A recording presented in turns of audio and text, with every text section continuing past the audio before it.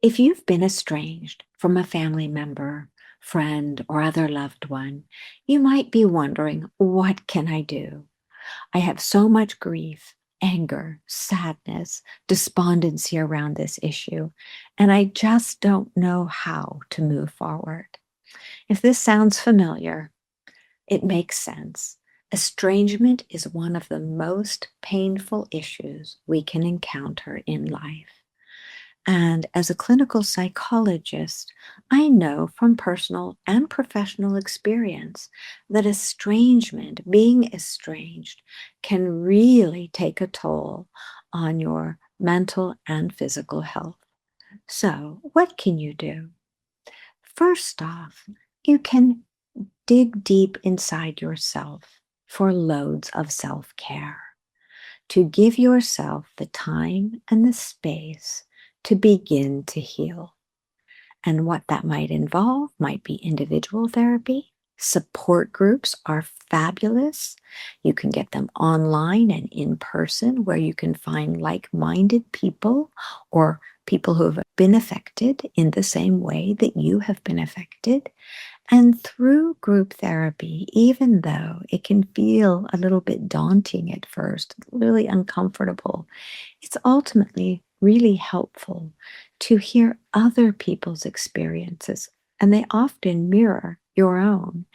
And we also learn in group therapy from other people's insights, what worked for them, what didn't.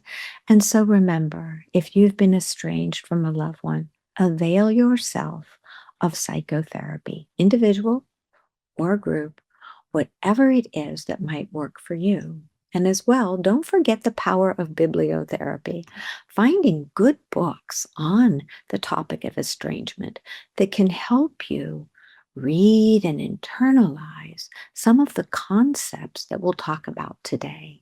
Okay, so let's move to the next piece. If you've been estranged by a loved one, you might be saying to yourself, it's me. I'm broken. I'm defective.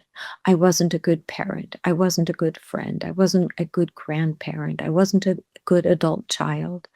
But don't make it about you. Instead of engaging in any shame or blame, simply do the work to figure out what you might have done differently, if anything. Because sometimes when you've been estranged, there is nothing that you could have done differently. You were being your best self in the relationship, or sometimes you didn't do things 100% in your past. Welcome to the club. We're all imperfect, so this is really common. But if you made amends and you really apologized and shifted your ways, then there's nothing for you to really shift in the here and now. So, what this means is that then it becomes about the other person's issues that you may or may not ever truly understand. Because a person who estranges without really talking about it first, saying, this is why I need to estrange, this is what I need for you to work on before I come back, and this is how we might repair things when I'm ready to come back. That would be an appropriate way to estrange if it was necessary. But if you've been robbed of this, then it really goes back to trusting that the person who estranged from you is battling with their own demons that they need to address before they can stop projecting their issues onto you and then show up in a loving and more healed way that can allow the relationship to begin to grow and move forward. But often that doesn't happen because many people estrange from a loved one as a quick fix to get away from their discomfort, whether it's discomfort in the relationship, discomfort in their own lives. And sometimes some people estrange because they find that they're very busy and the relationship isn't valuable enough to work on it. Again, this isn't a reflection on you. There's nothing you can do about that very unfortunate type of attitude.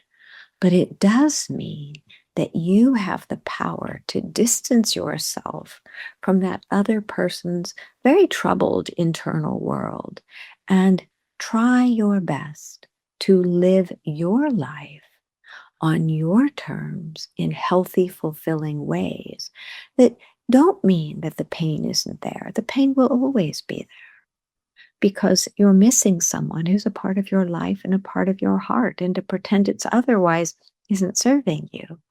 But you can do what I call bracketing that experience, putting it over to the side, and then living your life while this other part is still there, running in the background, running on the side. You might think about it once a day, twice a day.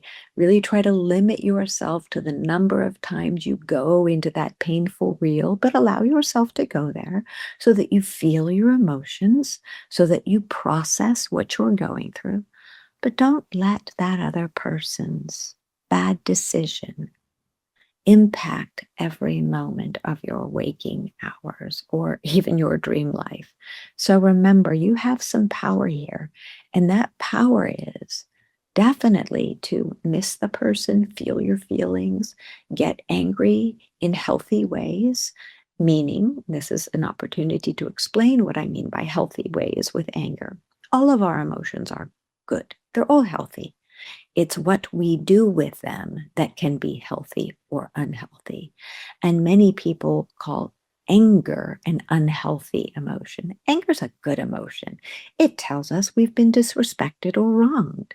So if we use our anger in appropriate ways, so for example, if you're angry that you were estranged without having any communication from a loved one about it, and then the door was shut, it's okay to write yourself a letter on the computer or in a journal and talk about what you're angry about. Feel your emotions. Go for a walk where you walk and feel the anger. Do some yoga while you stretch through the anger, whatever it might be, basketball, pickleball. Let yourself devote a healthy space to feeling that anger or the grief or the sadness or the disappointment. And so by not ignoring it, but also not letting it run your life, you continue to process the pain of the experience. Let's move to the next piece. It's really important, if you've been estranged, to continue to keep a relationship with that other person on your terms. This does not mean crossing their boundaries. It doesn't mean showing up at their home, sending letters if they said don't send letters, sending emails if they said don't send emails. Of course, you must know a boundary in order to honor it. So it's up to the other person to let you know very clearly in advance what their boundaries are, not wait for you to make a mistake and then say, oh, you crossed my boundaries. A boundary is stated and then followed. So once you know what the person's boundaries are, maybe they have allowed you to communicate with them by sending a text once a week, or sending a birthday card, or sending a small packet on their birthday. Or maybe they've said they don't want any connection at all. But that's still okay. You can write them notes and put them in a box and keep the relationship alive by imagining sending it in the mail, by putting those lovely thoughts and feelings that you have down on paper, tying them with a bow, putting them in a safe place. And in this way, you get to keep the relationship alive on your terms. It doesn't mean all of those notes are going to be happy. Some of them might be about the sadness you're experiencing. Again, these aren't memos, letters, notes meant to be sent. They're meant to help you continue with the relationship in a way that feels healthy and safe to you.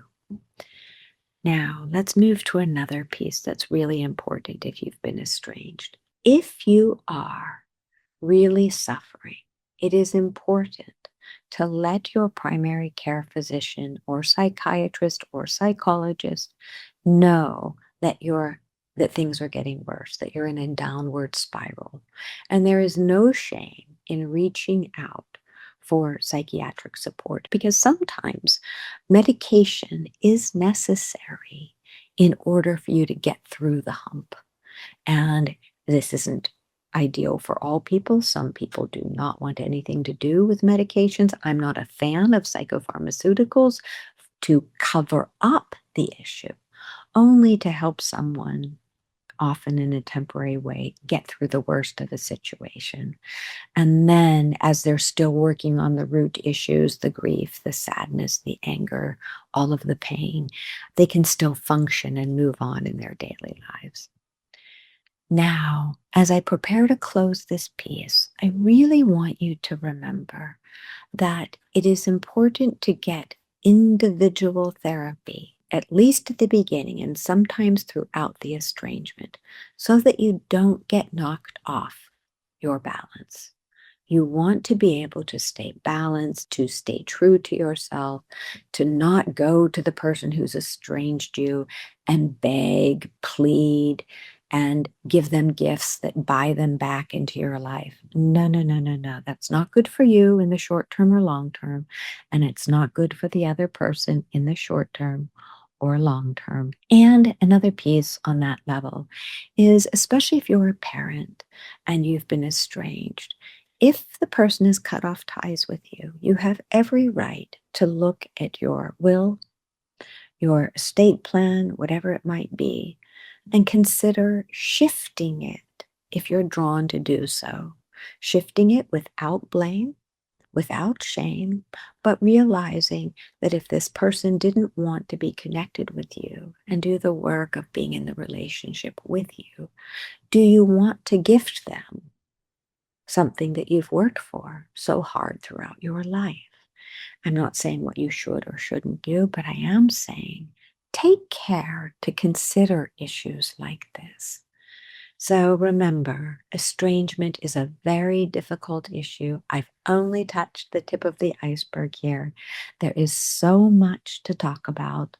So just do yourself a favor and really be good to yourself as you process the estrangement. Don't minimize it. Don't let other people minimize it. Know that fractured relationships are one of the most painful things that can occur in our lifetime. And so if this has happened to you, you're not broken.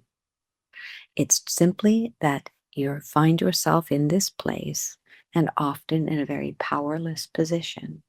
And remember one last piece.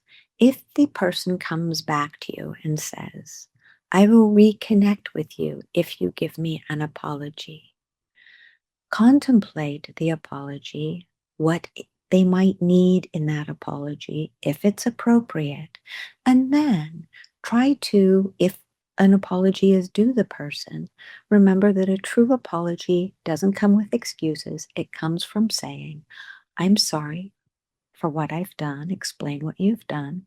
This is how I'll do it differently in the future.